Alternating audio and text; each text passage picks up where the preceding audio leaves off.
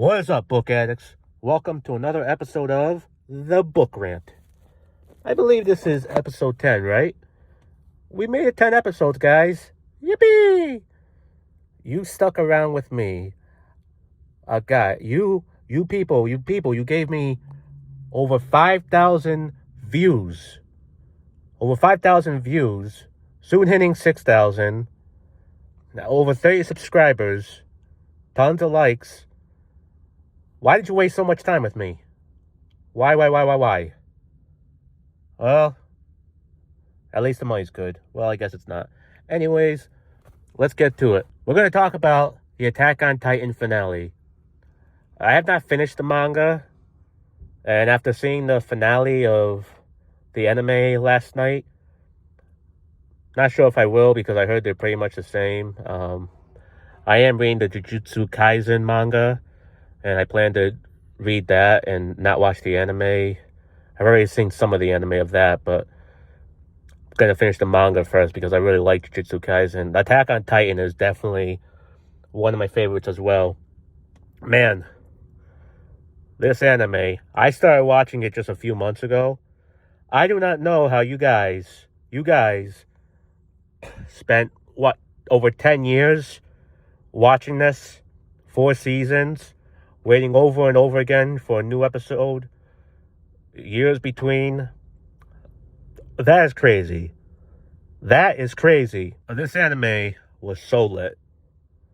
The manga, which is just about page for page, panel for panel, is so lit as well. This is a great book, a great adaptation, a great story. Seriously, read this book, Attack on Titan. Watch the anime, Attack on Titan. It's not wasteful time.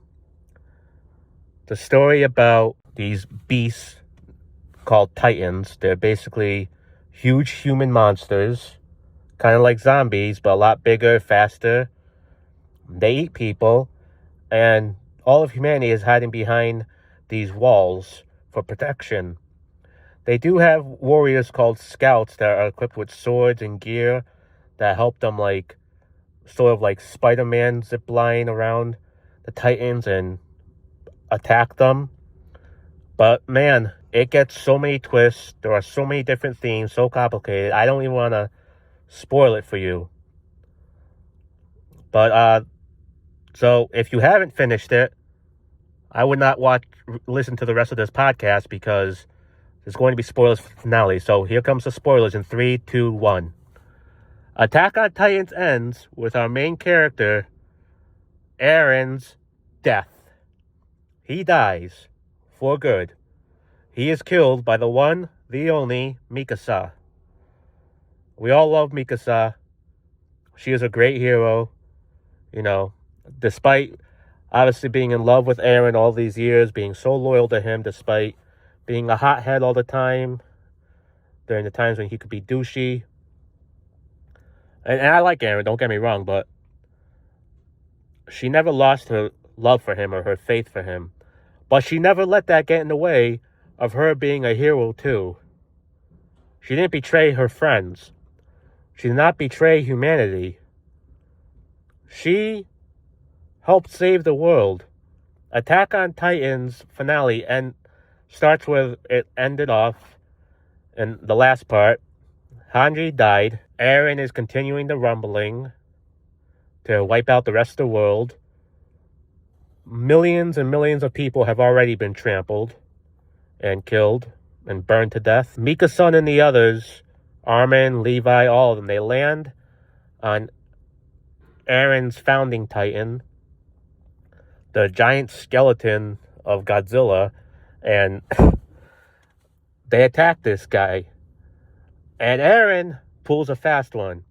He summons past Titans and past friends and foes that we have seen throughout the series back as artificial zombies to fight his friends, to keep them from attacking him, from stopping his plan. Ultimately, they absorb Armin, who is the colossal Titan, and when he transforms, he's basically an atomic bomb the transformation is enough to like wipe out a whole mass of land, so they were going to use him to destroy Eren. When they do that, though, Armin gets absorbed into Eren. Armin meets Zeke, who has basically given up on life, but he convinces Zeke, reminding him about how he used to play catch with his old mentor and teacher, basically the only person who was like a father to him, and makes him believe in life again, enough to come out of Eren. Zeke comes out of Eren, and Levi kills Zeke, because Zeke needs to die in order to stop Eren. Him and Eren together give the Founding Titan the power. So, killing him was the only way. It's a tough battle. And luckily, our little Falco, who absorbed the abilities of the Jar Titan, he's able to fly now, which is freaking awesome. The kid is awesome. No one was wasted in this finale. Everyone's life was on the line. There were moments when each person seemed like they were going to die. You didn't know who was going to live. It was tough to watch because at the end of the day, we've been rooting for Eren for a long time. We love him, and we understand his mindset. He's doing this to protect his friends and family on Paradise because the rest of the world wants them dead. That's why they've been hiding behind the walls. That's why their ancestors hid them behind the walls and came up with the rumbling plan. Eren thought this was the only way to save everyone. They caused the explosion. Eren takes a last-ditch effort. Now that Zeke is gone, and he's separated from the centipede thing that makes him the Founding Titan. And they turn all of the other Eldians into Titans to fight against his friends. But his friends fight back, and ultimately, Mika-san has the opportunity, and she decapitates Eren for good. She kills him. That little centipede creature of the Founding Titans' power is completely wiped out, and Eren is killed, and the rumbling stops, and Titans are banished from existence. Their power is gone. Now even the people who had Titan power, like Reiner, Armin, I suppose they get to live longer lives now. They're not going to die after 13 years or whatever, which is what the lifespan was after you take in the Titan's power. Which is great. They get to live long, happy lives. And Mika-san, after burying Eren's decapitated head and body and feeling guilt, we do find out she goes on to live a peaceful life. It's implied she got married, had kids, you know. Eren is very depressed in the afterlife that it's not him because he did love Mika-san. And he confesses in this psychological trance to Armin that he did all this because he just didn't know what else to do. After seeing so many visions for so many years, he admits that his head was a mess. Eren is clinically insane. This was never a straightforward plan, and he admits he didn't know if his friends were going to make it out of this alive. He had to protect them. He had to kill off most of the world. He killed off 80%, and he reduced it to about the size of Paradise. So now the populations are equal.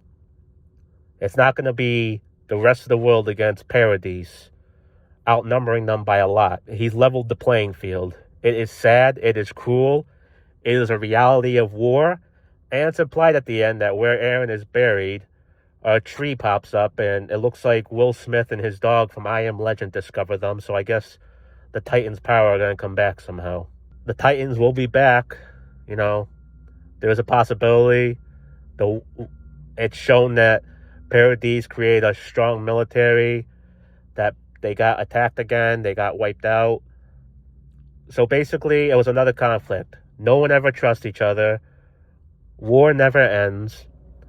Attack on Titan has been a sad reminder on the reality of our world. We criminalize each other for what our ancestors do, for where we come from as a society. We judge people from where they come from as a society, what language they speak, where they live, where they come from, their ancestry. And that causes violence and mayhem. And that's what Attack on Titan been. The Titans have been just a weapon of war that have been used. So, yeah, that's it, guys. Aaron died. His friends went on to live somewhat peaceful lives. At least Mikasa did. The world was more leveled and still fought about things. Eventually, Paradise did fall for good. It's sad ending, but it didn't sit right with me at first. But you know what? It's realistic. It's dark. It's not very happy. But it is realistic. And that's a lot I can say more than most shows and books end. I think it did a fantastic job. Great job to the creators, the writers and artists who have worked on Attack on Titans over the years, both the manga and anime. Well done. And yeah, subscribe and share, people. Can't wait to talk to you again. Peace out.